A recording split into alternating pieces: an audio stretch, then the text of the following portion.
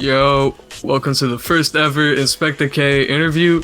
Today we got a very special guest, a dear friend of mine and fellow producer, Duro. Duro, what's up, man? Hey, what's up? It's me. Yo. I'm on the show. Yeah, he's on the show. First order of business, bro. How have you been, man? Like, what you been up to? I've been all right. I don't know. I just got home from a run. It's pretty cool. How many miles, bro? I did a 10K. Did 6.2 miles. Yeah. Fuck yeah, bro. I'm a cross country runner myself too, so it's like, whoa, it's like really cool to see other people do long distance like that. What's your PR like, if you don't mind me asking? Or well, I'm not gonna lie, I just started like 3 days ago. 3 days ago? Shit, yeah, bro. I'm a noob. That's really good though for like a starter though, because it took me ages to really master that aspect of running, just running nonstop for long distance especially. Yeah. It's like, bro, running. It's super tough to like have like a steady pace. I don't know. Yeah, it's exactly, especially when you like overexert yourself with like just overexerting yourself. Period, because that shit takes a bunch of stamina. Yeah. Yeah, bro. Yeah, it was like sprinting at certain points, but yeah, my best piece of advice would be to just like start out slow and then just gradually speed up, because then you're gonna get the best results from there. yeah, no, I've been like tracking it on like an app or whatever. I was using Map My Run, and like the pattern is that I start off really strong and then end really strong. But yeah, no, like, you know what app you should use though? Strava. Strava? This isn't a paid. Yeah, this isn't a paid sponsorship, by the way. Strava, what is that? It's like you can like track your runs on there. Like you can just start it and like it's like a social media type of thing where you can like follow people and people can like your runs and shit. It's cool. Yeah, it's like a really user friendly interface. I've been using it for a couple years now. I might check it out. Yeah, for sure, bro. But yeah, now to the meat and potatoes of the interview. Yeah, I just want to about beats. Yeah, about beats. I just want to know, like, who are you? That's a crazy way to put it, but yeah. That's a loaded question. I don't know. No. I just want to know, like, who is the man behind the mask or some shit? With the man behind the mask. What do you want to know? Like, what do you mean? I guess where are you from type shit, like life background in a sense, musical background as well. Well, I'm a producer from Fresno, California. I was born here. Lived here my whole life. I love it. It's pretty cool. I don't know. I'm 24. I don't know. No, you said you were from Fresno though. It's kind of it's kind of cool hearing other, like, I guess hip hop people from Fresno, because obviously California is like really big when it comes to hip hop in general, but you rarely hear of anybody from Fresno. The only people I know of from Fresno that are like in hip hop is like Fashawn and Planet Asia. Yeah, and those are two like really good people to be from Fresno. Those guys are great. Yeah, exactly. Because it's like when you have people that are like from a certain area where it's like rare for those types of like musicians to come from, then you kind of have to like have the talent to carry. You kind of have to carry the city on your shoulders. Is what I'm trying to say. So it's really cool to see another person from Fresno as well that isn't like a rapper but more of a producer. I don't think I don't know about any other producer. Or wait, no, that's a lie. Shoe or whatever. Yeah, Shoe. I don't know about him, but he's all right. Aside from, or wait, I don't want to talk about that on the fucking thing. Yeah. That's like another conversation. That's a different conversation for like a different day. Yeah, but like. Yeah, but there's no producers from here. That's what I'm trying to say. There's like barely any. Yeah, it's like a dime a dozen type of thing. Is what you're trying to say. Or actually, well, the producers that I've seen are pretty bad. I don't know. Not to be mean, it's just how it goes. Yeah, no offense, but yeah, everybody here is shit. Yeah, fuck you guys. No, I'm playing. All love to y'all. But nah, speaking on like producing and shit, like do you have any like previous musical background that's noticeable or notable? Like Do you mean like Like if young, you played, yeah, like playing piano at like 6 years old or something? Like that kind of thing? some like that, yeah. Or like my parents, like that? Yeah, it could be anything. It could be My anything. dad was in a band. That was the thing. Oh shit. But that was, yeah, my dad was in a punk band. For like, Put out any records? Or they put out a tape. But it's like, I think it's like a thing like 20 people know about it. That kind of thing. Like just like weirdo college radio, like 90s stuff. It's like, nah, you can't find that on the internet. I see. So it's kind of like that one band of Pachinko or whatever. Pachinko. Yeah, or Panchico. Yeah. I don't even know what you're talking about.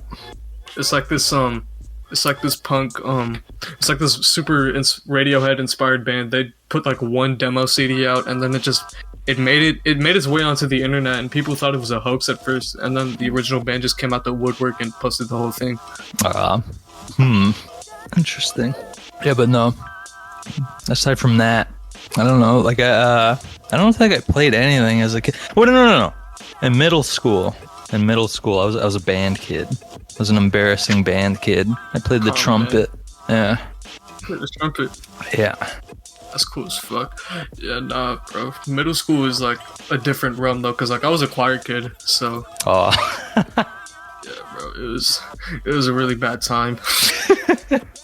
But and you were talking about like the whole punk shit though. I noticed that some of your like cover arts and shit, they have like a really, I don't want to say punk aesthetic, but I feel like it's really well, it's like DIY, like yeah, I don't know. That's lame to say DIY. That is what it is though. Yeah. I get that from my mom though. My mom is a big factor in that. It's more like, I was thinking about it earlier. It's more like, I don't know. I went to a lot of thrift stores as a kid. So, and my mom would like always collage things and stuff. That's what it's inspired by. It's by collage. Yeah, I noticed that inspiration as well, because the most recent tape you dropped, Remainder, it has the collage cover, and also your mom did the back cover on that, and I saw that, and I'm like, oh shit! So that's where that's where he gets like, from. Yeah, that's where he gets his eye for collage from. So it was just really cool to see that. From her. Not stolen, but I mean, it's just really cool to see that sort of talent run in the family, because it's like not rare for that kind of shit to happen, but it's just really cool to see that regardless. Yeah, I mean, like if you're around your parents, like I don't know, it's inevitable that like their style is gonna rub off on you in some way. I don't know. Right. If they're like into art and stuff, and like obviously like your surroundings and your upbringing, that factors into that, because you said you went to thrift stores as well. Yeah. Not only that, I guess no. Let's get into that later. Or actually, I don't know, musical influence. My mom was really into like Gwen Stefani and shit. I don't know, that might make sense in some weird way. Yeah, like, speaking of, on the topic of music though, I just want to know, like, what was your like first major exposure to hip hop, or if you don't remember, like your like one of your major exposures to it that sort of like immersed your love for it. I remember it like it was yesterday. Man. Yeah. Or it was Gorillaz. Yeah. That's Feel Good Inc. That's like the first song I ever like remember hearing. It was like trip hop stuff. I wouldn't even say trip hop, but like Del the Funky Homo Sapien, and like the Automators. Can I make a PSA? I don't know how you feel about that, but trip hop, I hate the label trip hop so much. No, I agree. I just didn't. It's just hip hop, you know? Yeah, I just didn't know how else to phrase it. It's just like hip hop with singing on it. Yeah, that's the thing. Like stuff that's like Gorillaz and like Sneaker Pimps, it gets labeled as trip hop, because it's more like who. Don't forget about Portishead. Oh yeah, Portishead. See, that gets like labeled as that because it's like, oh, it's like interesting and like indie and has singing and guitars and stuff. but it's like, I don't know. Just it's put a on, bit. just put on a fucking OC album, bro. It doesn't matter.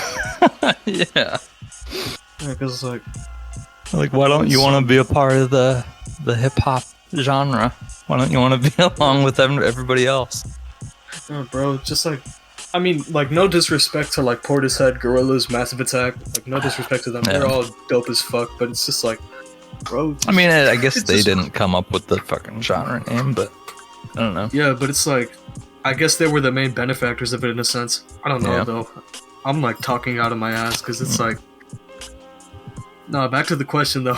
Yeah. What was the question? Main musical influences. You said. You said. But you said first exposure to hip hop. Yeah, first exposure to hip hop. Yeah. I mean, yeah, that was like technically the very, very first. But if we're talking like albums, like I listened to first, Fuji's The Score. That was my first ever like hip hop album I like sat down and listened to, like in full. That's a really good first exposure in my opinion. And fucking Black on Both Sides by Mos Def. Those are like two of the best albums. That's a really good first exposure. I think that's better than the Fugees one personally. Yeah. Yeah. He's eating this fucking apple. Sorry. No, you're good, bro. You're good.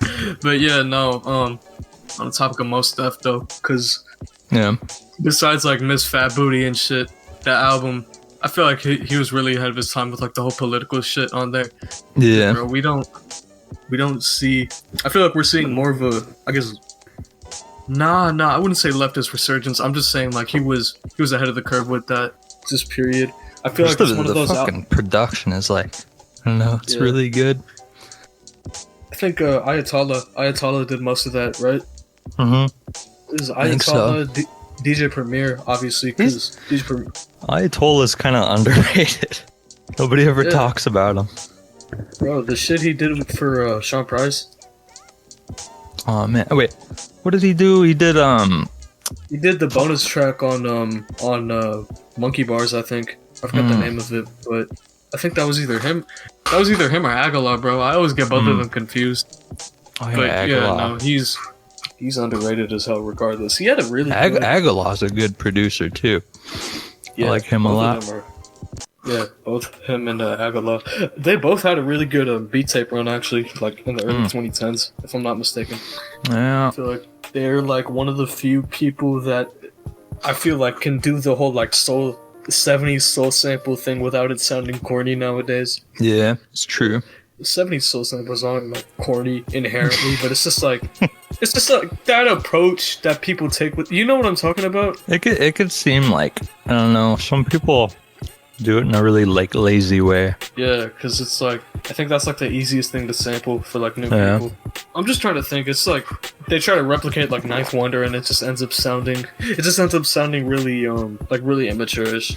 Yeah. Speaking of like first beats and stuff, when did you really like pick up producing? 2016. That's when I think I was in charter school at the time, and I was getting like super into lo-fi hip-hop because I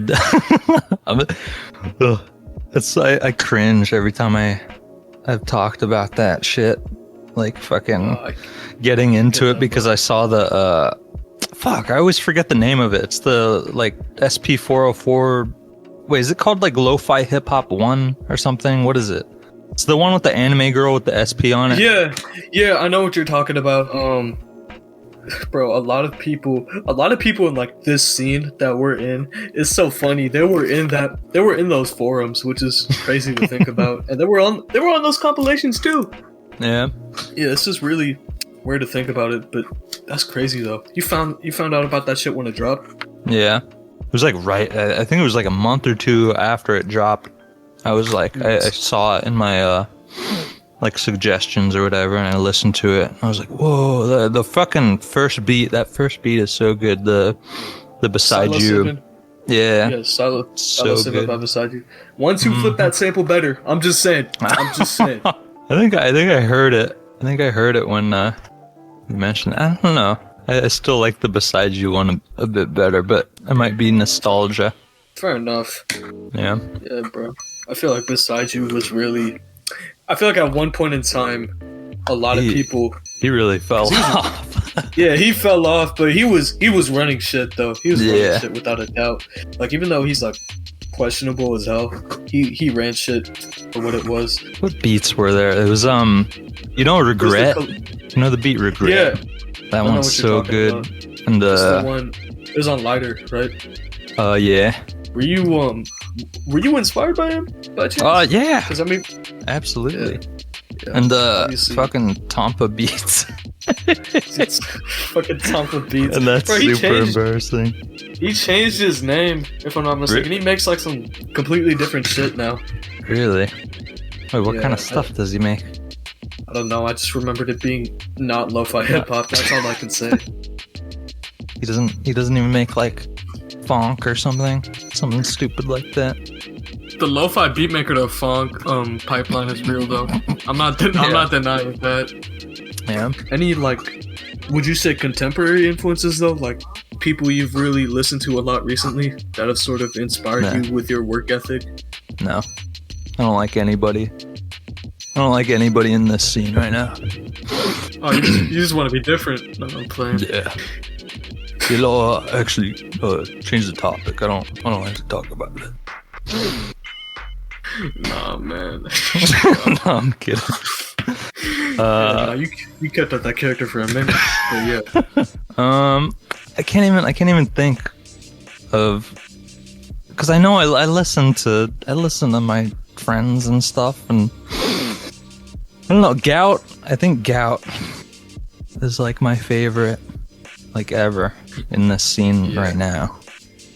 Yeah, I've noticed. Yeah. You guys, I feel like you guys share some like aesthetics with like the color grading and shit. Yeah, or I don't know. He's like the only person that the style, like the stylistic choices, Inspiration. or yeah, like there's like a childlike wonder about Gout's beats that I really like. Like he'll make stuff that sounds really like childish, or what's the word? It's like simple, but like elementary. It's like simple, but it works. I'm not gonna say whimsical. That's fucking lame. Whimsical is fucking horrible. Yo, listen to my whimsical beats, guys. Yeah, I sampled Yu Yu Hakusho on this. I hope you like it. I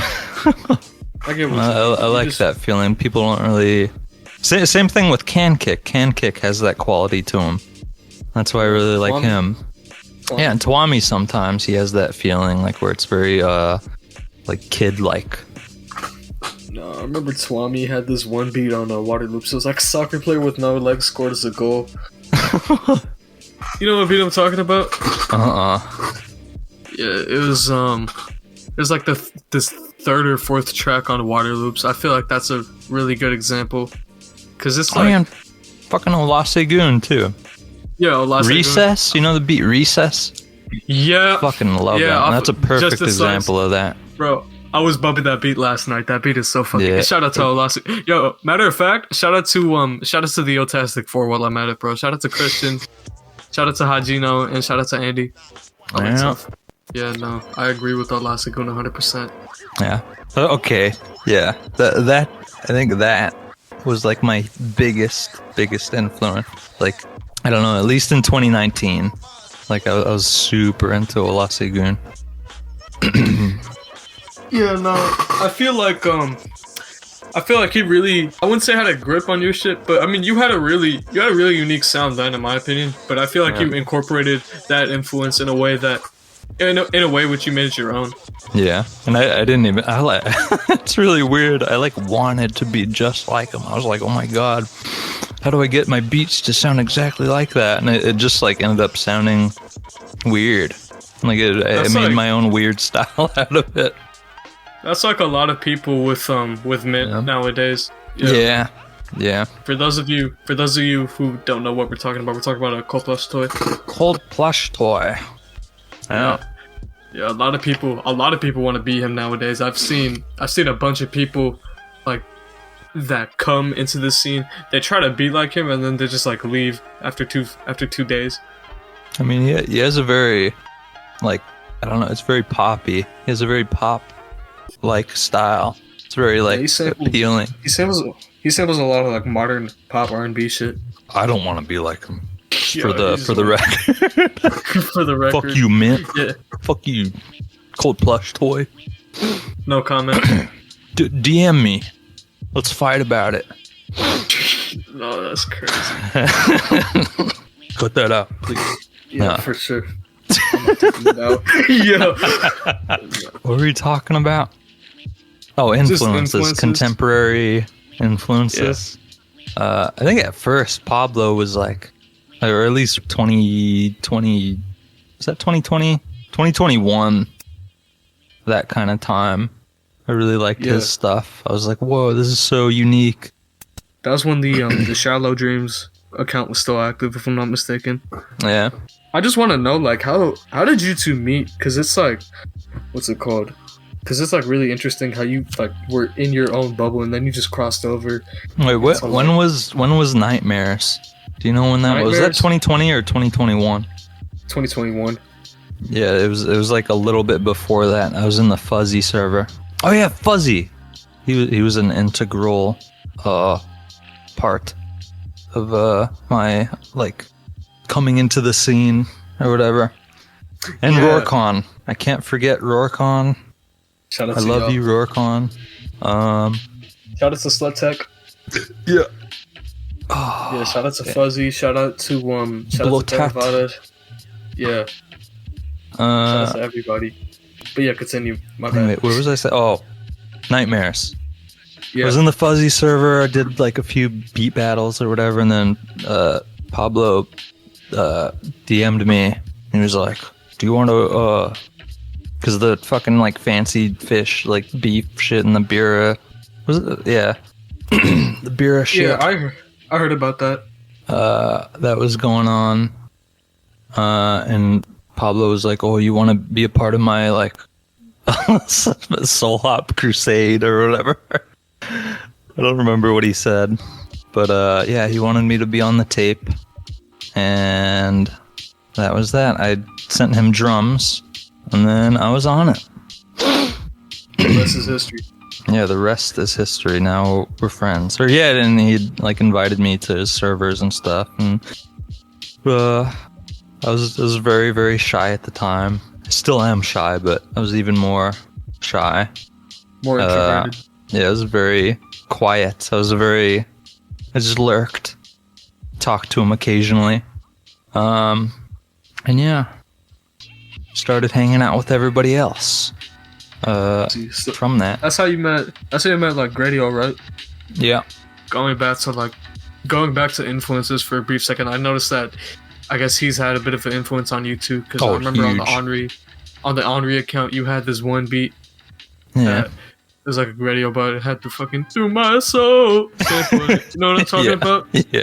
Yeah. I don't know if it's still up, but yeah, that beat was really good. I think it is. Yeah, no. I loved his stuff for a bit, like, or I still do, but I don't know, his like hi-hats and stuff, like the way they like or I don't know how to explain that, like the weird shuffly like nature of them, and like I don't know, very cool stuff. He has very cool drums. Yeah, he had a really peculiar way of just laying shit down, in my opinion. It was complex, but at the same time, it's complex, but it's not so complex to the point where you can't wrap your head around it. Yeah. Like you can still nod your head to it. Like he had a couple beats up on his old account before he deleted everything. Yo, speaking of which, if you're listening to this, bro, we need you back more than ever, bro. He's not coming back. Yeah, I know he's not never coming back. I know he's not coming back, but it's worth a shot. Anyways. Yeah. Oh man. Speaking well, of now we have RIT, and he's kind of. I don't know. Or I know Roy said that, like he kind of fills that void in a way. Yeah, I feel like true. I feel like he's in his own lane with that shit though. Like obviously it's definitely different, but there's some quality to it that's similar. I guess the crazy hi-hats, because just crazy drums. Yeah, nobody does hi-hats like him. Crazy everything, you could say. Yeah. Mm-hmm. Yes. Speaking of people within the scene, though, like, what were your like first collaborations like? Well, okay. So I did Rorcon. Yeah, it was Yeah. Rorcon, Mom's Chinese MIDI board, Shallow Dreams. Because you were like heavily involved in the scum tape shit, like Moms Yeah. and Chinese MIDI board. I mean, I'd say like lightly involved, kind of. Yeah, I don't know. Because you were on the compilations. Yeah, you know, I happily submitted to those. I can't. Okay, I gotta mention Moms too. He was a huge influence on my early style. I don't know, especially like cover art stuff. I liked his cover arts a lot. I was like, whoa, this guy has a cool. Like, it really matches his beats in a weird way. I don't know. Yeah, I'll be honest. I haven't dove into Moms' shit as much as I should have. There's so much. It's kind of intimidating. So I'm aware. I don't blame you. It's like the shit that I have listened to. I can for sure see how that influenced you, especially with, like, I guess the darker shit you could say. Yeah. Listen to fucking. I think it's Flowers of Flesh and Blood Cipher. I will make a note of that, and I will make sure to peep this after the interview. Dude, put it in the thing. Wait, no, don't put it in the thing. Don't put any music on the thing. Hey, man, we'll see. We'll see about that. But yeah, nah. You brought up Rorcon. Because I know you guys like worked a lot together in like 2020. There was like the one track that he put up. It was on your SoundCloud, but then you deleted it, and then he put it up on his SC deleted 2 or some shit. Yeah, it was on his at first, and then his I think his account got deleted or something. And then Oh, shit, really? Yeah, I think. I didn't even know. Something like that. Cuz his I don't know, I looked at my DMs recently. That account is like gone. Damn. Yeah. It's like a completely different account that he's on right now. Yeah. No, he DM'd me on Twitter, and he was like, "Dude, let's collab." And I was like, "Okay." And I was very like sheepish. I was like, "How do you collab? I don't know how to collab." And he was just like, "Oh, send me drums or chops." And I was like, "Oh, okay."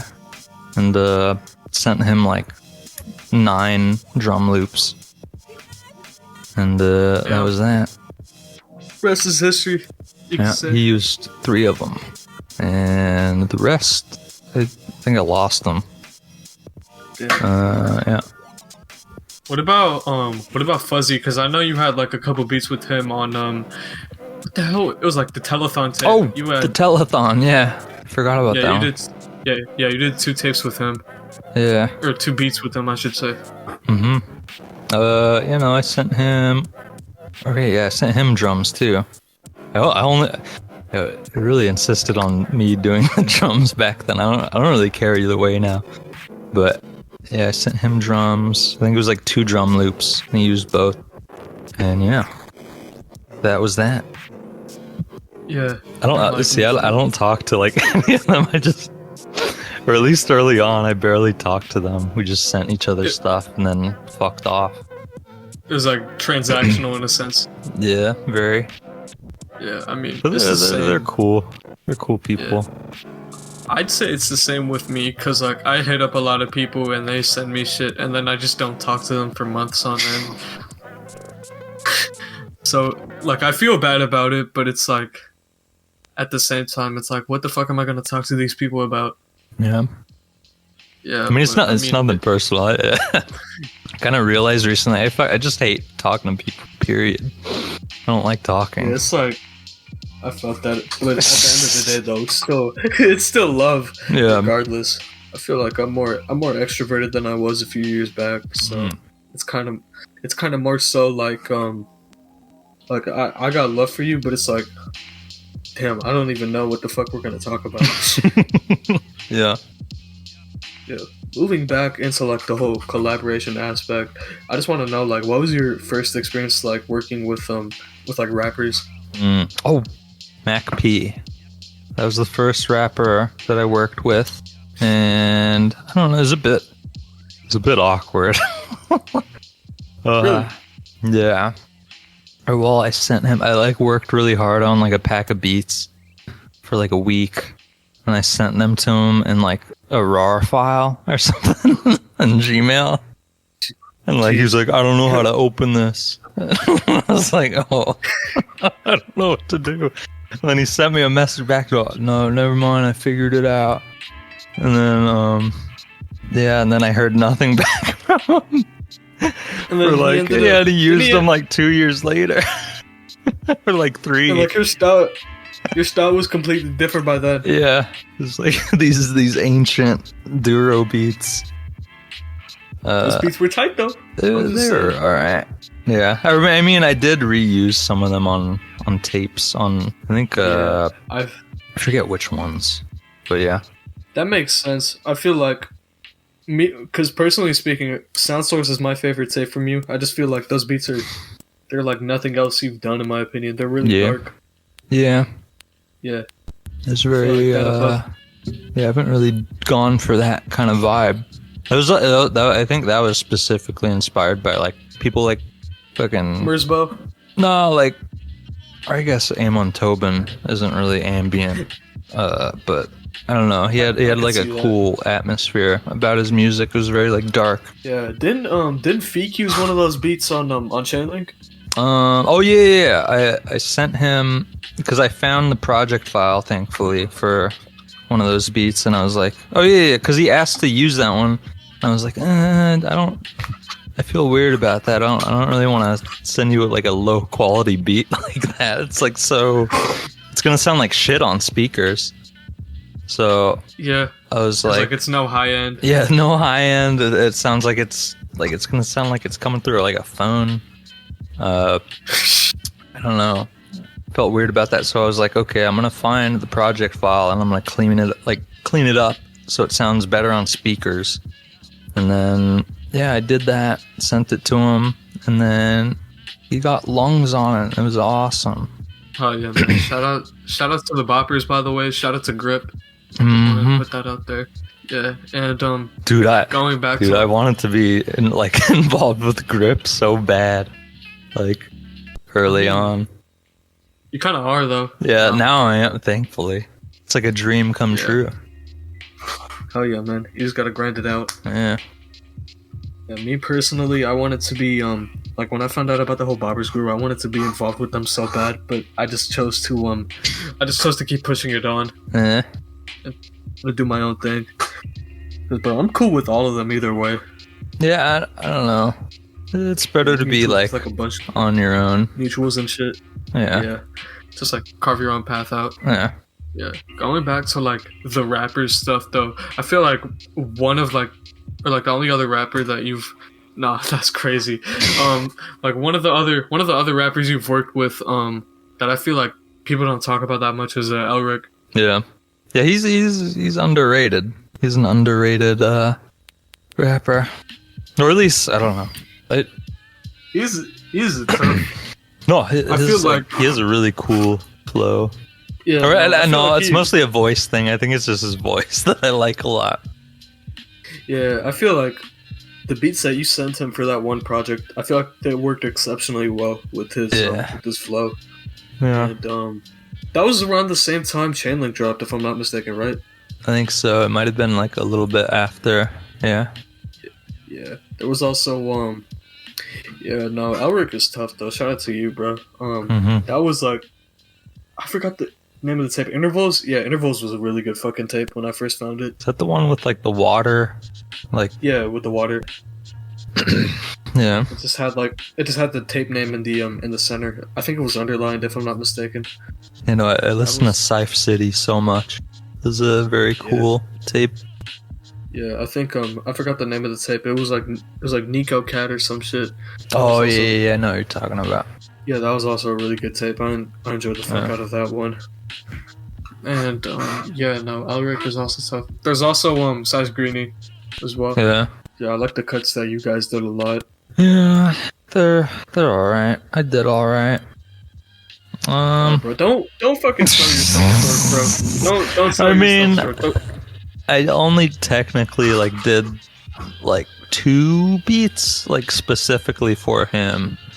So So I don't know. And the rest were kind of like, he was like, "Oh, can I use this?" And I was like, "Oh, okay, yeah, sure." Yeah, so you're kind of like indifferent to it. Yeah, because it's like, I see. Yeah, I made those beats. That's just kind of made them. They're like stream beats and stuff, and I'm like, I don't have any feeling about. Actually, no, that's not true. There's some stream beats that I did where I was like, oh man, that's really feel very strongly about that. I don't know. Like I think I did a heal on Remainder. That was a stream beat, I think. Yeah, bro. And I love that one. Some of those beats on Anri, they deserve more love, bro. I'm just saying. Thank you. I think there was a deleted Anri beat it was like 23 or some shit. Like, 23. I think, yeah. Like I think I know what you're talking about. Bro, that beat is so fucking crazy. I might put that beat up on my channel like after this interview is like wrapped up. That beat is insane, bro. I don't know how the hell you layer samples. I put it on the thing, and then it works, and that's that, people. No, I don't know. Honestly, I feel like I used to. You really gotta practice like layering shit, because I don't know.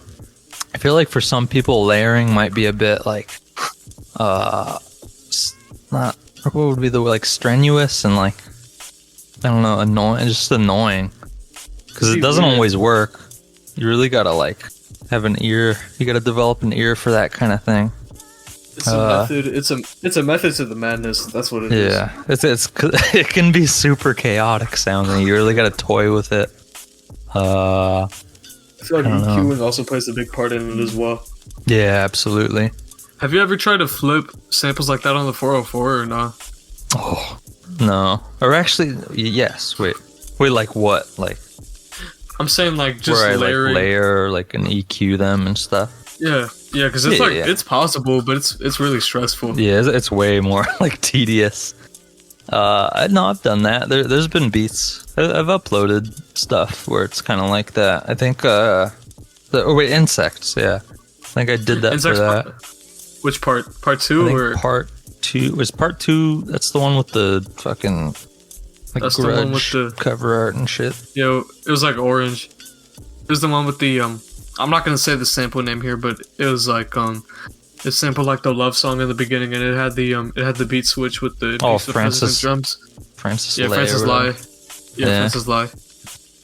Yeah, I think there was I layered like these weird like kind of bell sounds and shit, and like I don't know. I'll do like kind of stabby fake stuff. Not really like I'll put this.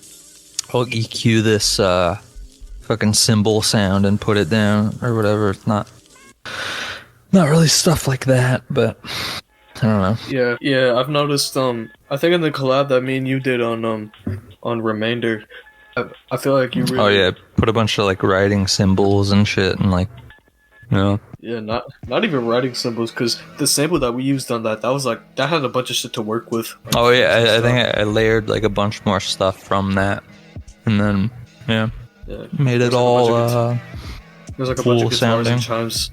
Yeah. And bros, going back to like hardware and shit, I remember you told me in private that you used to use a 202.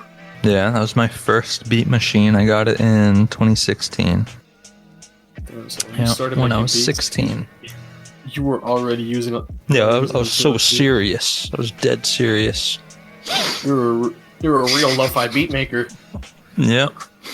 I don't know if people do shit on the 202, because it's like it's so limited, even with like there's like no sequencer, and you gotta just even with the smart media card, like there's barely anything you can do with it. Yeah. It's really just like an effects box. Like, as much as I hate to say it, it really is just that. Yeah, but I mean, I think the first like SP beat tape was made with the SP202. You know, Odd Nasdam? Yeah, or I've heard that name. I haven't really delved into their music. Yeah, he made a beat tape back in like 1999. It was entirely made on the SP202. Yeah, wait, so I think he's. What's up? How? I think he was just playing like drum breaks over samples. It's like really simple, stripped down breaks, but it's still really impressive though.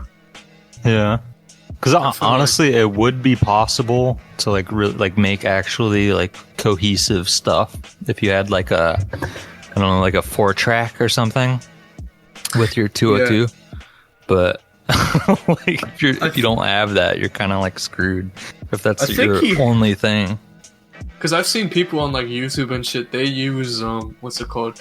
They don't even use 4 tracks. They just like record that shit straight into the machine and they just yeah. That just reminded me.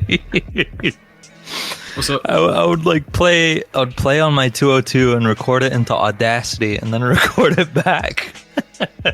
And it sounded so fucking scuffed. It was kind of bad, but bro, I do the same shit. I do the same shit. It works. But yeah. I don't know, the sound quality of the SB202, it's not very clean. So you get these like very dirty sounding drums, and not in a good way. It's like they'll have like hiss at the end of them and like buzzing. They'll fucking have like these weird like audio artifacts at the end of them. Yeah, I don't know. I'm trying to envision it because I recently bought a 202 off of eBay. As much as it hurts to say. Have you played with it? Like, it hasn't come in the mail yet. Oh, what? Oh, yeah. Never mind. Yeah, bro. I ordered it like yesterday from like the time we're recording this interview. Dang. It looks like a really interesting thing because I've used the 404 OG, 404 SX, and a 303. Yeah. So it's like, yeah, I've used the Mark II as well, but it was like really brief. How'd you feel about that? The Mark II? Dude, I wanted to fucking shoot myself, bro. That was too much. Why? Bro, it was literally just too much, cause the OG and the SX, they have a more streamlined workflow, I feel like, especially the SX. Mm-hmm. And with the Mark II, it's cool, don't get me wrong, like the effects are all there, but it's just like so much shit that they just implemented in there. It just like, it fucked me up. But yo, nah, speaking of like new shit, just period, is there like any new music you're into though? What do you mean? What are you listening to? Like, what are you listening to right now? Right now, it's kind of embarrassing actually. I've been listening to a lot of Yunk. It's a Freddie Dredd affiliate. Oh shit, he was in what the fuck was the name of the label? Doom Shop? Yeah. Oh shit. Okay, yeah. I'm not into yeah. I'm not into Doom Shop as much as I used to be, so I'm not as familiar. Bro, I was heavy into Doom Shop in like 2017, 2018. I don't know, funk is a little bit embarrassing, but I don't know. It's a guilty pleasure. Bro, I mean, I've been listening to a lot. Bro, fuck all the fucking Brazilian funk, Russian funk shit. Like all the quote unquote funk. That shit isn't real funk. Yeah. But that shit still exists, bro. I hate that people would know. Yeah, I'm going into a tangent, and I apologize for that. But I kind of hate that people only know DJ Smokey for like being the legalized nukes guy, even though he's way more than that. He was like one of the funk OGs. Yeah. This man was out here producing for Chris Travis and ASAP Mob, and then his whole legacy just gets reduced into a meme. Are there any other like artists though that I should be taking note of? Or at least nothing that I'd like to admit. I'm not gonna tell you to go listen to emo music. He's gonna tell me to listen to Green Day.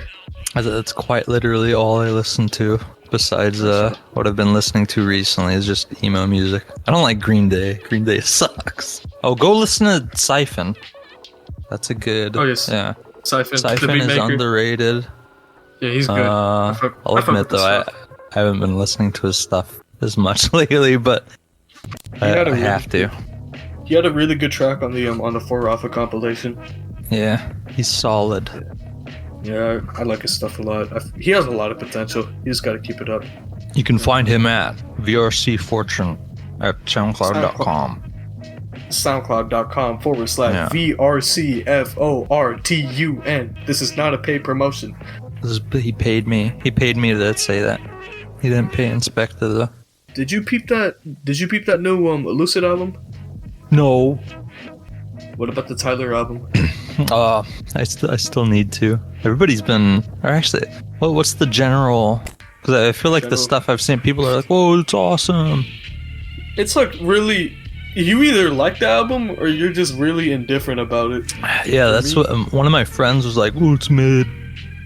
It's all right in my opinion. There's some really good tracks on there, but it's like I feel like that album is like it kind of reminds me of Cherry Bomb in the way that it's like really like with the cohesiveness of it, because people did not like Cherry Bomb because it was like one of those albums that was like not as cohesive as people would have liked it to be.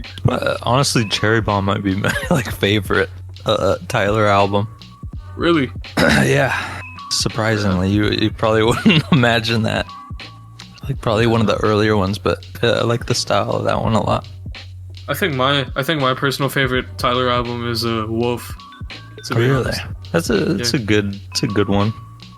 Cause I feel like that was, cause people always say Cherry Bomb was like the bridge between his edgy era and the shit that he does now. But I like to think that Wolf was like the predecessor to that, in a sense. I think it was, yeah. That was a really good fucking album. That was my introduction to Tyler actually, cause I was like really young and I found out about him because I saw the Tamale music video in a Watch Mojo video. As much as I hate to admit it. Mojo video. Yeah, because I was like, dude, I was like 8 or 9, or no, I was like 7 or 8. No, that's completely fair. I don't judge you at all for that.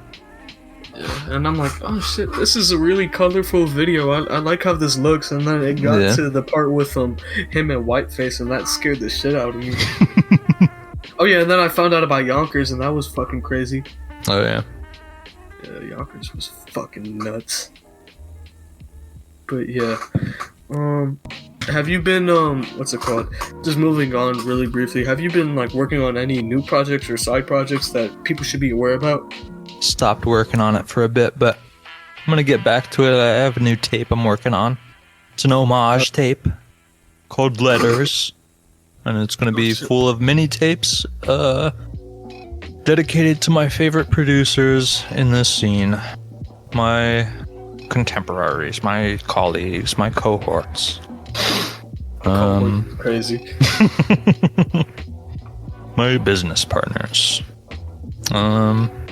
And yeah. Most importantly, my friends. Yeah. My investors. Word of my comment. The people who are investing in me. No, right. Shout out to Mark, though. But yeah, that sounds really interesting, though. How, if you don't mind me asking, because obviously I know you're still working on it, how are you planning on like structuring it besides it being mini tapes? Like, are they gonna be a certain length or how many beats? It's just gonna kind of be like whatever length I want. Like, I don't know. He's a rebel. Yeah, actually, how inspired I am by you, the longer the track will be. So there's a little hint to the people who get tracks dedicated to them. No, that's not true. Yeah. That'd be really fucked up. No, it's like, bro.